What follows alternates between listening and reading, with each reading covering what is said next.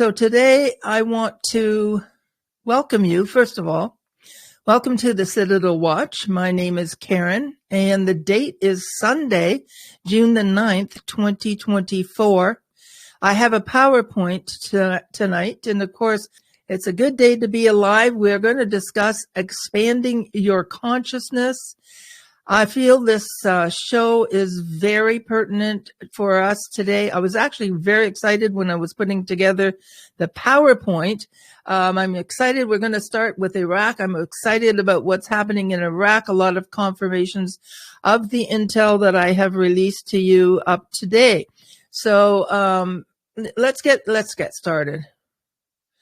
So we're going to start with Iraq, and there is a huge turn in the road for Iraq that will be seen in the coming days. Such as it is, Iraq is still holding their ground and will continue to do so. Good news, people. But changes do not come without complications. It comes at a price which we will slowly begin to see. Now, as Iraq moves forward, we will see the removal of many who are blocking the way, including several government officials. Whether publicly or privately, we will see massive change take place in her present structure, and it's all for the best, all for the bettering of the country, all for the good of what we're carrying. Now, continue to watch for the currency rate change. We haven't seen it yet. We haven't seen the announcement. That's okay. And for what I'm going to call the inner shift inside the country. Shift she must. Taking it up a notch with the removal of these blockages will bring an acceleration within the country and even within her influence globally. Iraq will soon be talked about in the news as a country to be watched rise up. In other words, Iraq people, the news reporters around the globe are going to recognize that Iraq means business and is regaining ground. So it's awesome. Iraq will be the first in the news to deal with their hyperinflation. So watch for that. They're going to be the number one country in the news of a country who's dealt with their hyperinflation. So this is good, people. This is really good news. Remember that their main goal is stabilization. The plan to achieve that is unfolding with ease and will escalate nationwide. So, yes, it is unfolding with ease, and we're going to see that today. Next, Iraq in the headlines. So I want to show you some news articles from today that were posted and interpreted, and I've underlined the key parts, but I want to read the headlines, which is over here on the left, and I want to highlight some of the things that are in there. So just bear with me. This is all good news. So Iraq participates in the 27th St. Petersburg International Economic Forum. Now listen to this. This is amazing news. It said, okay, they announced it. This is all from today, people, all from Sunday, June the 9th. Every article I'm showing you today, I believe there's 5 of them. They're all from today. The ministry said in a statement, a delegation from the Ministry of Foreign Affairs and Embassy of the Republic of Iraq to the Russian Federation and a delegation from the Kurdistan region government participated, so they both went to Russia, participated in the 27th St. Petersburg International Economic Forum held in the Russian city of St. Petersburg. Now, this is very significant. So remember, we were told to watch the alignments and and what it was taking place, that Iraq was making strategic moves. And I'm going to keep reading. more than 17,000 participants from more than 136 countries, heads of state, government, ministers, government officials, ambassadors, and politicians from 45 countries attended the forum. And the Russian President Vladimir Putin also participated in the plenary session of the forum.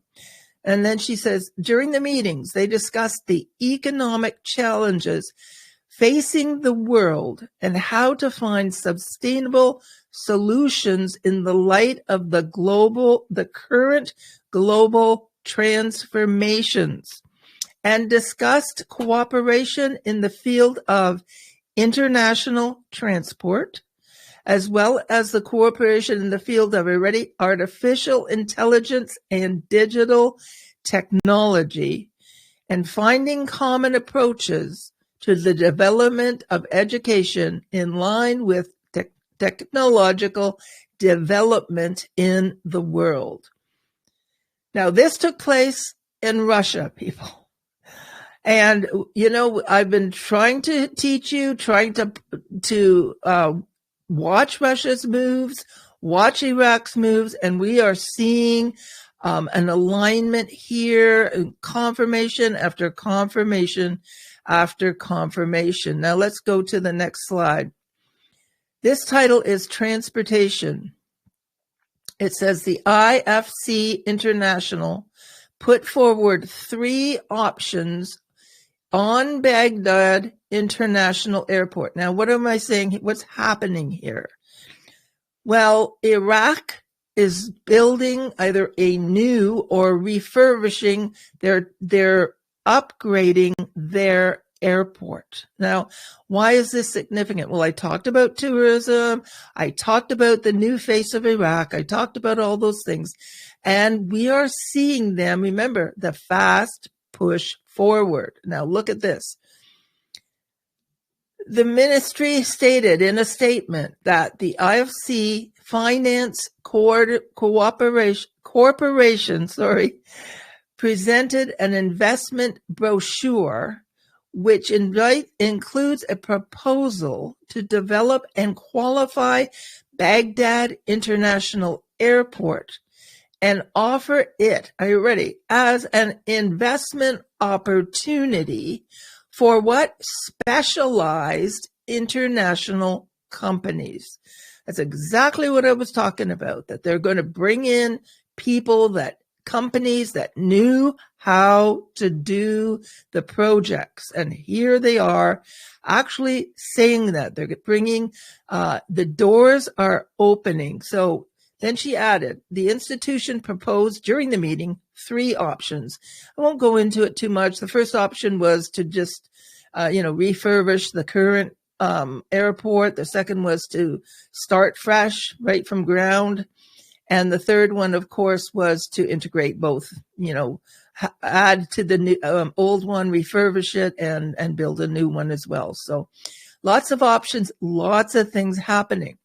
Then she stressed it is planning to refer the airport project to investment at the end of this year. So that's probably December that this is taking place. And the IFC will help Iraq government. So they're going to help the government in selecting the very best international companies to implement the project. This is incredible. First of all, this is open doors for people to come to Iraq. Remember, we talked about tourism. So this is open doors for tourism, open doors for shipping, open doors for so many things. This is a fast forward. And obviously, Iraq has gained confidence for them to be inviting specialized companies in and investors. They're saying people to invest in the construction of this new airport. So this is big, people, really big and really good for our investment. Now, Details, next one. Details of a meeting in Baghdad to resume the export of Kurdistan oil. Another, we were told, okay, and I told you, I revealed to you that, things were going to happen. There's prosperity coming to the country. There's increase. So I'm going to just read this part of the article.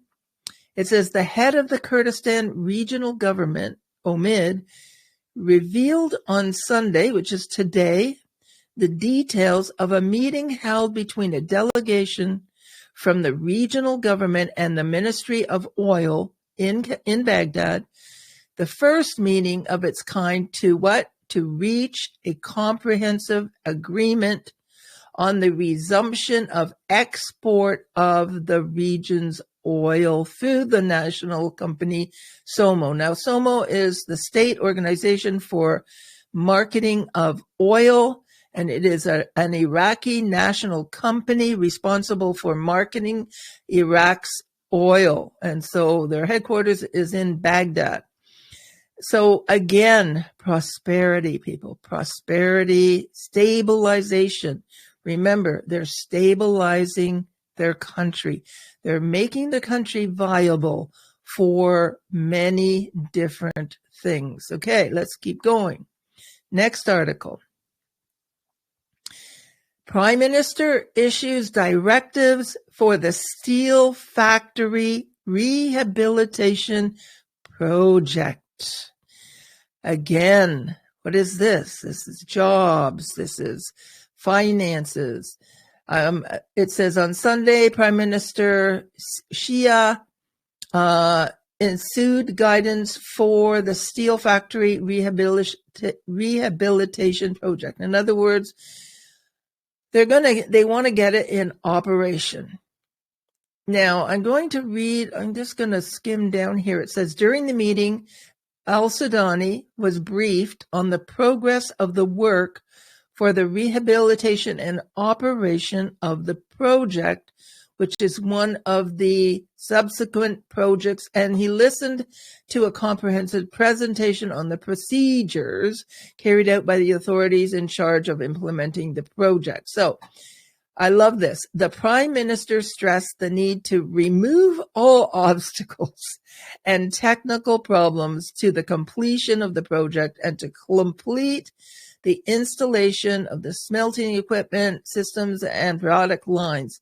He stressed the importance of working more than basically just, part of a day. He's saying, this is a 24-hour thing. He wants to move forward fast.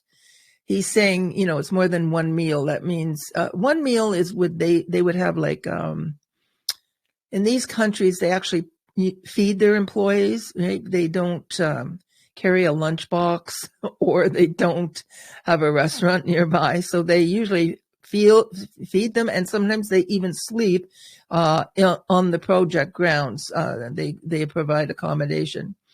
And it's different in these countries, people. Plus, remember, it's very hot. So they are pushing for these projects, which are job creating and which are creating cash flow for people and product to be exported. So this is really incredible. We were told he would push the economy forward in order to stabilize, and we're seeing that happen.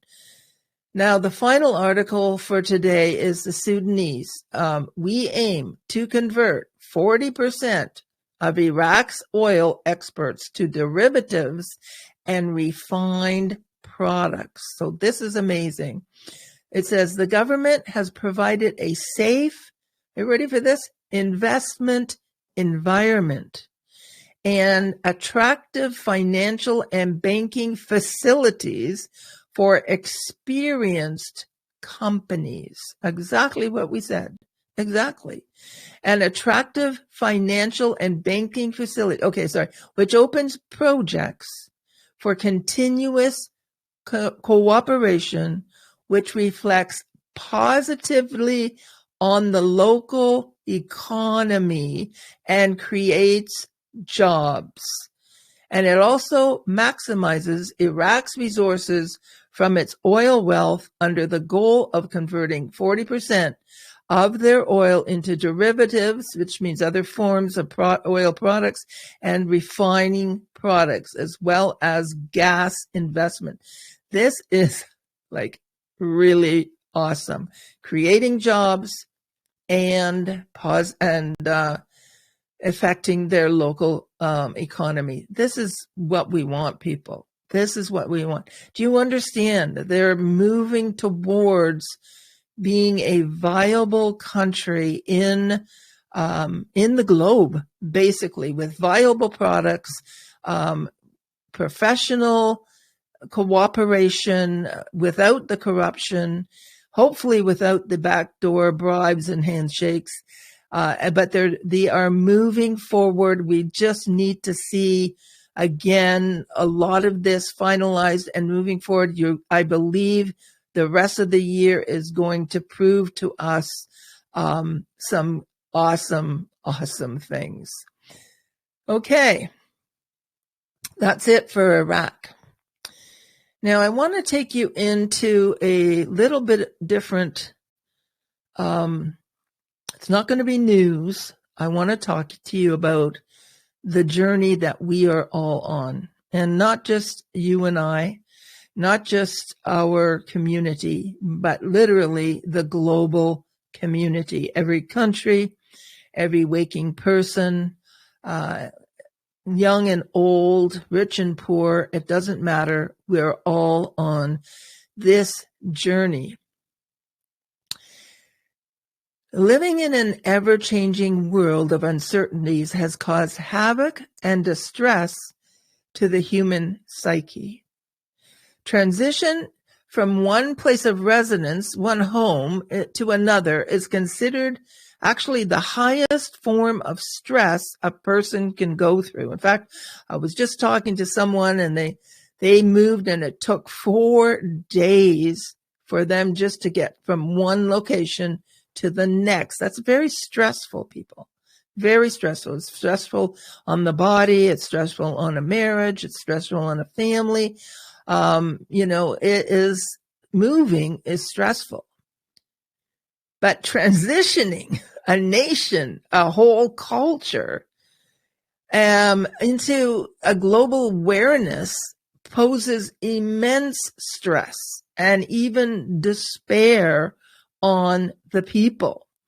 And, even waiting for the RV and waiting for cryptos or whatever it might be, the transference of wealth, it can create so much stress on a person's mind. We're going to talk about this today.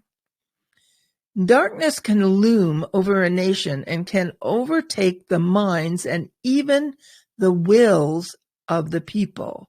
Therefore, a type of awakening or expanding your consciousness must take place. Now, I'm going to explain that today. The mind, the emotions, and the will may appear strong and resilient, but in actual fact, each is in a very delicate balance. People will deal with many emotions and reasonings as the shift to the new era continues. Now, the number one emotion that is most often deeply hidden but very prevalent is fear, and it often comes with suspicion. The mind naturally looks, now this is important to understand, the mind naturally looks for solid reasoning. And it's called balance in your psychology in your mind, how you weigh situations, how you weigh things in your mind. This creates an inner balance, which brings peace of mind and reassurance. So when you can balance things out in your mind, you find peace of mind and you find reassurance. But in a transition, that balance or inner peace, if what you want to call it, is often hard to establish. And I'll tell you why. The past reasoning is shaken to the core, bringing with it a feeling of uncertainty, a feeling of sometimes being lost or even hopeless. And this happens constantly to people.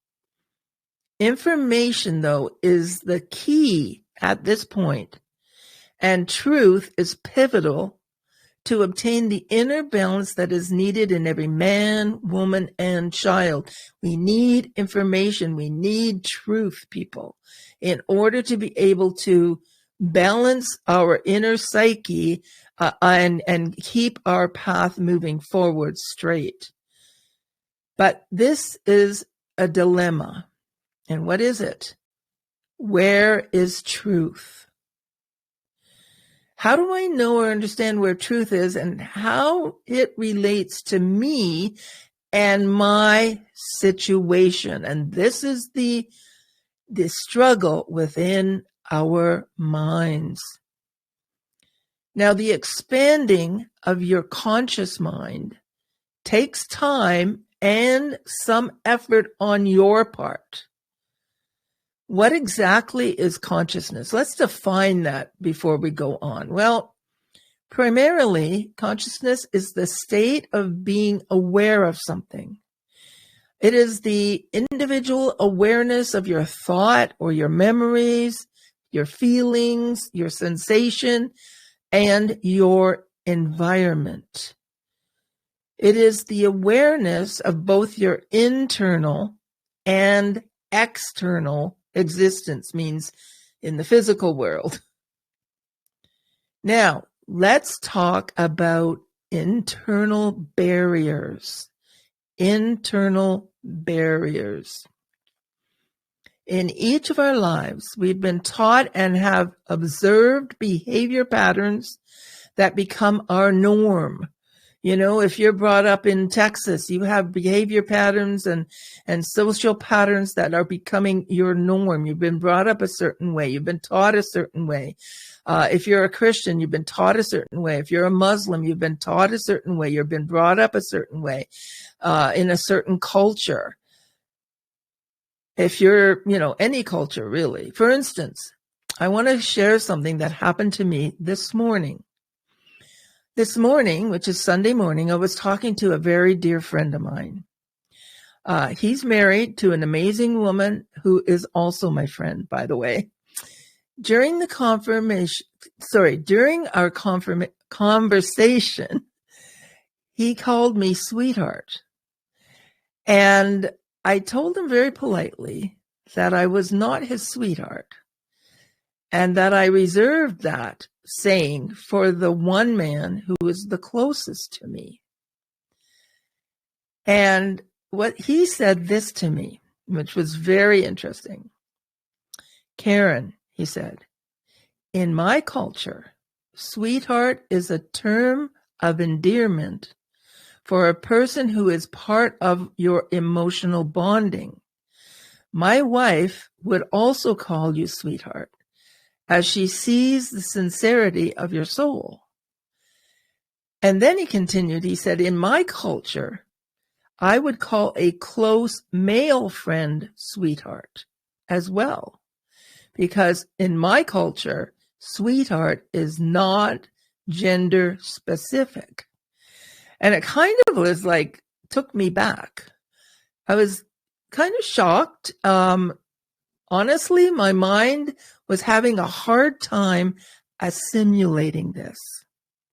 It did not fit into the teaching or cultural norms that I had been brought up with, or I had been taught, or I have experienced. It was completely different. Not wrong, just different. Therefore, it felt unfamiliar to me. And I kind of felt wrong, although my mind really struggled, because I wanted to see the rightness of it. I wanted to see his side, his culture, and I wanted to honor that. And so what did I do? I honored his culture, and I accepted the sweetheart, knowing that the term of endearment meant friendship and acceptance. And so it was an interesting experience, but it was really an eye-opener for me. This is just a really small example of the complexities of the changing of our consciousness. My consciousness was being challenged. My way of beliefs, my inner thoughts, the way I saw the world, the way I expected the world to behave. It was challenged. Now, to expand your consciousness takes time, people. As you're going to have new concepts, new behaviors, and a new environment is created. Inner resistance takes time to remove, especially if the life of the person is firmly rooted in their culture. Now, culture isn't just about a nationality. Culture is what is formed around you. You might be in a conservative Canadian culture, or you may be in a radical Texas culture, or you might be in a kind of a backward country culture. I don't mean stupid, by the way. I just mean, they're not up with the high life of the city. Or you might be dealing with someone who lives in a very high profile city like Los Angeles or Las Vegas or something like that. That culture is completely different. And so whether you are young or old, the pattern is the same. Some people grow and adapt more quickly than others. It has nothing to do with age, people. It has to do with what has been formed so firmly within you that it is hard to understand and accept change. Now, sometimes that ability is expanded. Sometimes that ability to expand is rooted in your knowledge and sometimes in your previous experience. In other words, some of you more easily adapt. You more easily expand your knowledge. You more easily adapt because you have had experience and you have knowledge and understanding. Maybe it's understanding how the world works, understanding about change, understanding about culture, understanding about world events and what is taking place. All of that helps you transition. Now, next page. A person who grew up in an open learning environment with a variety of learning experience, it could be travel, could be different cultures, different people, different foods, will more easily adapt. A person who has experienced constant change and movement forward in their life will most likely be able to reason and adapt to the coming changes. No matter how difficult their changes were, there's something that's in your psyche, in your consciousness, that allows you and brings understanding into your life for change. You can either resist it or receive it. That's up to you. But rooted in culture or not, listen to me, change is upon us all, and the norm is being shaken, and the conscious mind of humans is being expanded. In other words, the world is bigger than you thought. So hang on. Now, there are 4 steps to expansion. Expansion of what? Expansion of your consciousness. Now, step 1 is called awakening. Now, every person has to go through these and is going through these 4 steps, or maybe you've already been through these 4 steps. So the first is called awakening. What is awakening? It is an initial awareness of something outside of your normal awareness. It is a truth that is now known and changes your understanding and increases your truth. The second step is this: understanding and reasoning. So first of all, you have to be awakened to the truth. Then you need to have understanding and reasoning. What does that mean? This is when you begin to consciously pay attention to your thoughts and feelings centered around this new truth or new awareness. They could be positive, they could be negative, they could be fearful, they could be, judgmental, they could be excited, they could be happy, right? Whatever it might be. Yes, you become aware. You become aware that you have to do something with the truth that you have received. Now, step 3 is this. Sorry. Choice. Remember, free will. Next comes a matter of choice. Your inner mind, yourself, you must choose to either accept or reject the new truth or the new reality. This is a very important step because you can't move forward until you have used your free will and told yourself, I'm going to either accept this or reject it. I'm going to give you an example.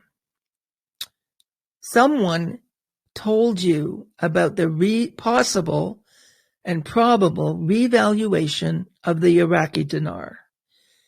Now, that is outside our reasoning, people. Like, when I first heard it, I didn't have a clue what was being said. I didn't know currency did that. It was an awakening.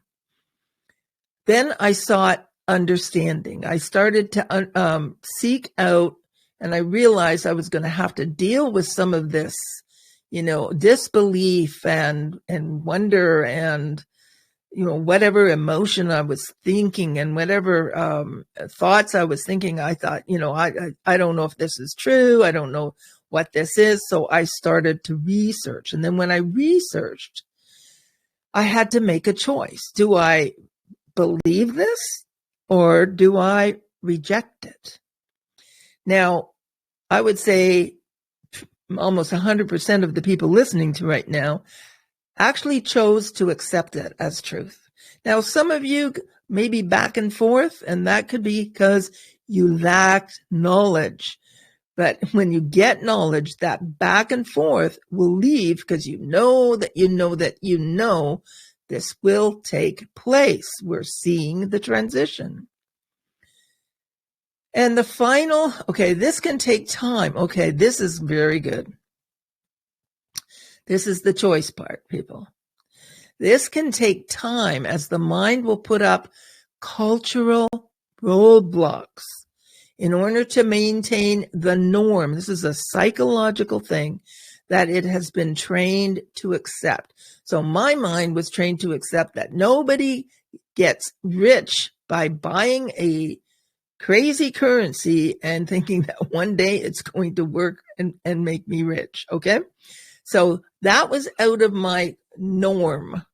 And so I had a cultural roadblock. My culture taught me that I have to work, I have to plan, and I have to be educated in order to succeed.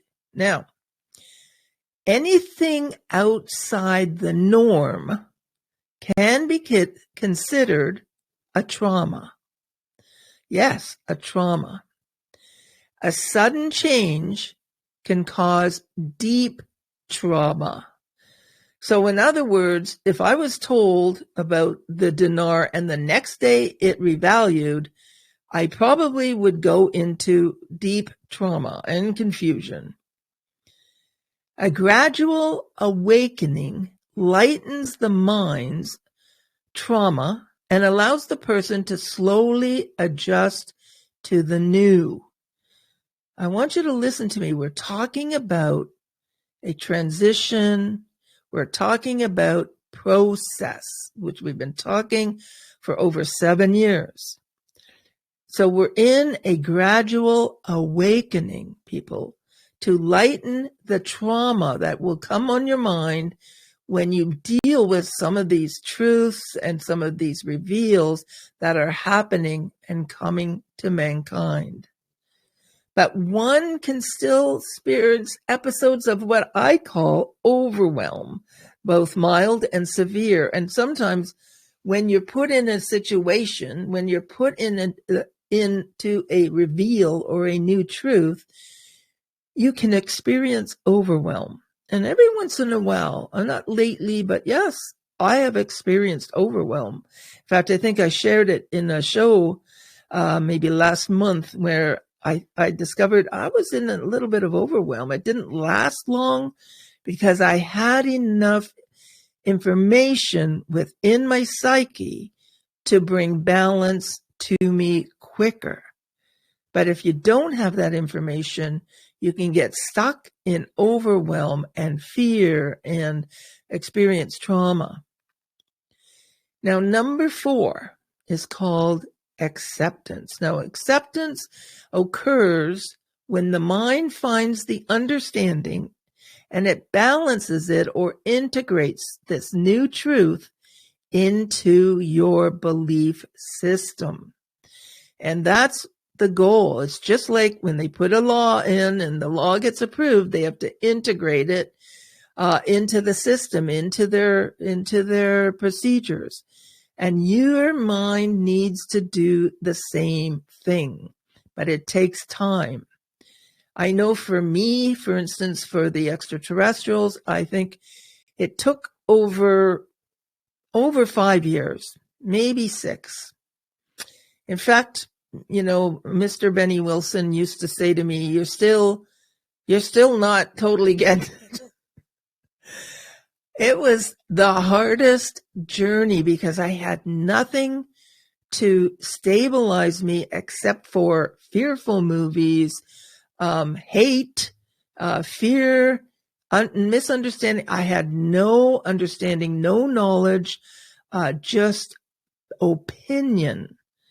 And it was a real rough journey getting out of my cultural base and being able to analyze easily and truthfully the information that I was being given. Now, I have to say I'm on the other side now, but the journey continues for all of us. All of us. It is so hard to change your paradigm. Now, this is good. This can appear as an epiphany to the person as the mind truly sees and perceives this. In other words, I get it now. And I know many of you have done that where, you've been trying to figure something out, trying to figure this out. In fact, some of you actually send me, oh my gosh, I get it now. I get it now. I understand the process, or I understand what you're saying, or I understand, about this. It's incredible, but you've obviously gone through the 4 stages and you're having your epiphany. Now, what is an epiphany? It's kind of like a sudden manifestation or perception of the existence of or meaning of something. So in other words, you finally realize, oh my gosh, it's real, which I've said to myself many times. I said to myself that when I became a Christian, the first thing I thought was, are you kidding me? You're telling me this was real and it's not just a story? It was an epiphany I had. I had a sudden manifestation of the existence and the meaning of something. Now, it is the realization, are you ready for this, that the disclosure is true. The disclosure, the things you're learning, the things that are being disclosed to you, you come to the realization that, oh my goodness, it's true. Today in the news, I hope you saw that some of what I'm teaching you or telling you is true. It's actually happening. It's not just words coming out of my mouth. But there is a dilemma. Let's talk about the dilemma. So we're in the process of what's called a global awakening. Now, what does that mean? It means that there are many facts, hidden historical truths, hidden present truths, hidden plans, hidden inventions, realities, secrets about to be revealed to the masses, to the globe. These new truths or facts will come out of hiding and be brought into the light or viewpoint of all humans. Now, what is the dilemma? Well, how will these new truths be perceived and received into the consciousness of every human mind? That is the dilemma. It is not easy to absorb new truth. It takes time, people. So because of this dilemma, now this is important, all is on a slow path of reveal. And I mean all, people, all. The human consciousness is a delicate thing.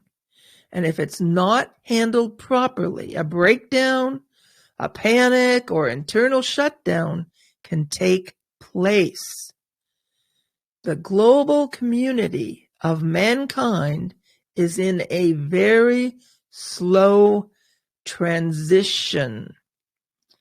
What looks to us as delays, are you ready? Is really the slow journey established in order to adjust and stabilize the consciousness of the human population. Bingo. This process that has been taking place for more than 20 years is one step at a time, with patience and guidance needed to bring us all into our new reality. Now, whether it is economic structures, personal wealth, new truth, or global governments, the transition must be slow, planned, and structured to minimize the damage done to the human consciousness. Are you hearing this? Now you have been in process. Some people advance quicker than others because they have been exposed to other forms of thought and truth, but they have a broader perspective of cultural change due to studies, which is knowledge and experience. Knowledge and experience. Now, this is not an easy journey or an easy task. It's a task, not our task. We're being guided. But like it or not, we are propelled into this global awakening. You and I are part of the generation of the great shift. We're in it, people. Are you willing to perceive that which has been hidden from us all? You need to ask yourself, am I willing to perceive everything that has been hidden from us over the years? Or do I just want to live life what it is and live in my little hut and bury my head? Honestly, transition is here. Accepting the journey does not mean you surrender. Accepting the journey means you are willing to listen, learn, and perceive truth. Wow. You know, I would say the prophets have been talking about a global awakening, a global shift. I've been hearing about it for, maybe, honestly, over 40 years. But as you can see, it's becoming more known. It's coming faster now. There's warnings coming. There's, testimonies of perseverance and about it, moving with it and riding the wave and all kinds of stuff. It's here. It's gaining momentum. We're seeing Iraq now gain momentum. And we were told years ago that Iraq had an agenda. They had a plan. They were being guided through the plan. And it's hard for us to understand how this all works. And I hear so many people try to figure it out in our finite minds. But people, listen to me. Sometimes we just need to surrender to the journey. Trust the one who's guiding us through it. And listen, learn, and perceive the truths that are going to be revealed. Then and only then can you make a choice. Then and only then can you choose. And you still have free will and the ability to choose. I want to talk to you finally about the confusion agenda. And we talked about that before, but I think it's becoming clearer and clearer as we move forward. Right now, there is a massive campaign released to cause your mind to enter into confusion. What is true? What is false? Who do I believe?